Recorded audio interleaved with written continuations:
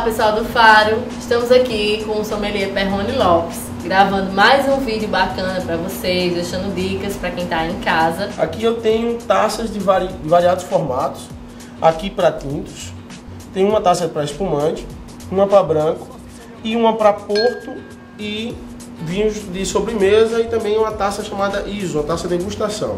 Mas vamos voltar aqui para os tintos. São dois formatos distintos, um formato mais largo e um formato mais longo, que foi criado só por uma ideia inicialmente, que foi o seguinte: em Bordeaux e em Borgonha, na França, uma garrafa é mais estilosa alta e a outra é mais bojuda, então também criou-se a taça. Depois percebeu-se também que isso beneficia o vinho. Uma taça mais bojuda faz com que o vinho se abra mais fácil para a gente poder apreciá-lo, e uma taça mais fechadinha faz com que concentre melhor os aromas na saída para a gente poder aproveitar melhor eles. A taça do espumante, ela é neste formato por três motivos. Primeiro, para que ele não esquente tão rápido. Segundo, para aproveitar melhor as borbulhas, a visual que é lindo das taças. E terceiro, para mim, para concentrar os aromas do espumante na saída. Se fala muito da taça para vinho branco, que é pequena, mas tem um detalhe: a gente está num país quente. Se a gente coloca uma taça grande, ele esquenta. Então a gente parte para uma taça pequena, que a gente sirva pouco e sirva constantemente, mantendo gelado. Aí vai a dica, que é sempre servir no máximo, no caso do tinto, 1/3 da taça. Nunca servir mais, porque é muito. Meia taça, você tem ideia, nesta taça aqui, uma taça especial, mas mesmo nela é meio litro quase. Na taça do espumante, no máximo 2/3. Então você divide ela em 3 pedaços, 2/3. No do branco, bate a tecla do 1/3. Serve sempre um pouco, até para facilitar o giro. Na taça do vinho do Porto, a gente sempre serve um pouquinho, que é também para facilitar o giro. O vinho do Porto tem muito aroma e é bem legal para a gente tomar também no frio. E outra questão bacana também, Perrone, é a questão da água, né? É bom explicar para o pessoal em casa que não tem isso. Você estava falando que não tem isso. Não necessariamente é preciso tomar água na taça de água. Na taça de água, exato. Se usa muito também o copo americano ou o copo de uísque para acompanhar, até mesmo porque ele diferencia de uma taça que a gente usa aqui para água. É uma taça grande, bonita, mas é uma taça para restaurante. Para casa a gente pode usar um copo mesmo para água. E ela é bem diferenciada das outras, né? Exato, exato. A gente tem a posição da taça, influencia muito. Se a taça não está bem limpa, se essa taça está com algum resíduo, influencia também na qualidade do nosso mestre da cena aqui, nosso vinho, que é o que a gente vai querer apreciar aqui. E a gente vai apreciar agora, mostrando aqui a técnica. Para abrir, a gente eu sempre recomendo que abra embaixo, para que a gente consiga limpar tudo. Aqui eu vou fazer com mais destreza, tirando a cápsula, introduzindo a espiral no meio da rolha, girando com calma, né? Girando para aquelas mulheres com precisão. Que não tem uma certa técnica para abrir, vamos prestar atenção. Esse aqui é um abridor que tem 2 estágios, facilita muito, que é o principal, que é o descolar da rolha. Esse descolar da rolha é o que a gente tem que botar um pouquinho mais de força. Esse aqui facilita. Aí é onde mora o perigo. Que às vezes cai. Para começar, coloque na mesa, que aí não tem erro. Aí pega sempre aqui, olha como é fácil. Mas a experiência, 2.000 garrafas abertas. Aí vem um detalhe: você está no restaurante, você está em casa, abriu o vinho e a rolha. A rolha, vamos tirar a rolha.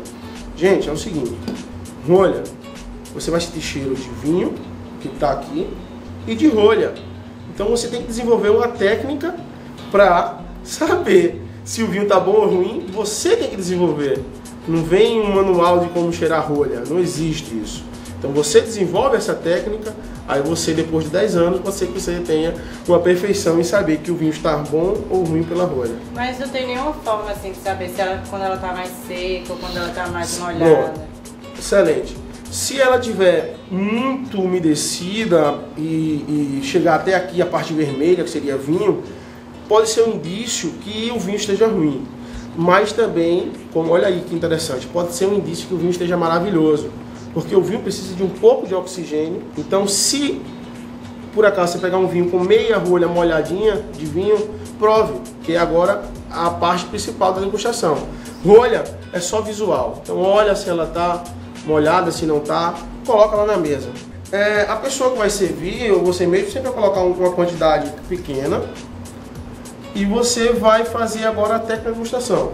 Primeiro é o visual, ver se o vinho não está muito, no caso dos tintos, está tijolado demais ou turvo.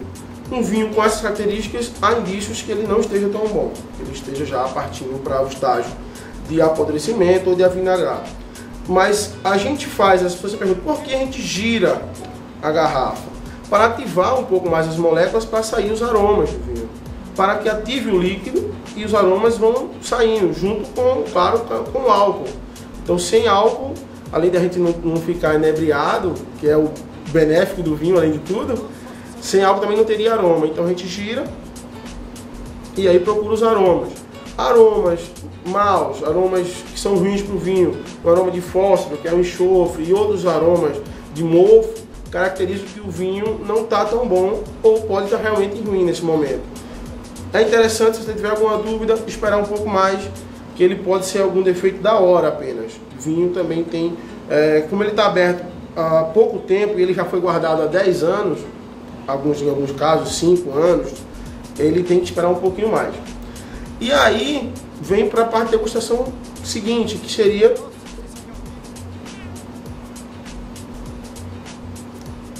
deixar o vinho passar todo por sua boca, tentar analisar o equilíbrio dele, que é o doce, o ácido, o amargo, e no caso dos tintos, o adstringente, que é aqui atrás, é aquele travor de fruta verde que a gente tem, aquele travor aqui atrás.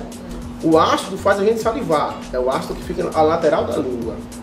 O doce é na ponta da língua. Então, se a gente não passar por todos os momentos, a gente vai achar que o vinho ou é amargo demais, ou é doce demais, ou é ácido demais. Se a gente só jogar ele na língua e engolir de uma vez, a gente não consegue captar tudo que o vinho tem pra gente. Olha o detalhe, porque servimos nesta taça este vinho. Este vinho é feito da uva Malbec. E a uva Malbec é da região de Bordeaux. Nada melhor do que a gente servir na taça de Bordeaux. Esta aqui, só para completar a informação, é a taça estilo Borgonha. Esta Borgonha, esta Bordeaux. Com licença. Falando de temperatura, fala-se muito que deve servir o vinho em um grau, outro grau. O que eu vou dizer a vocês agora? Sirva o vinho sempre uma média de 16 graus os tintos, porque quando vai para a taça, ele vai partir para 18. Se você gostar um pouco mais frio, não tem problema, pode servir, porque apesar de todo mundo criticam, o vinho na taça ele vai ficar na temperatura próxima do ideal. Então é só uma questãozinha de tempo que ele vai subir um pouco a temperatura. Por que a temperatura é importante? Porque se tiver frio demais, não tem aroma. Se tiver quente demais, só tem álcool. O álcool se sobressai. Então a temperatura é importante. Agora, falando de temperatura, assim, nas questões de dias mais quentes, o que é que você sugere beber? Vinhos... Champanhe, prosecco... Fantástico. Principalmente pra gente que vive aqui nesse clima, Cara, nesse né? Não clima. tão favorável. Legal. Eu tenho uma questão bem interessante aí que os europeus, os chilenos, os argentinos, eles falam muito. Ah, vocês só deviam tomar vinho branco e espumante. Aí eu falo, olha, a gente quer tomar vinho tinto, então a gente vai tomar vinho tinto.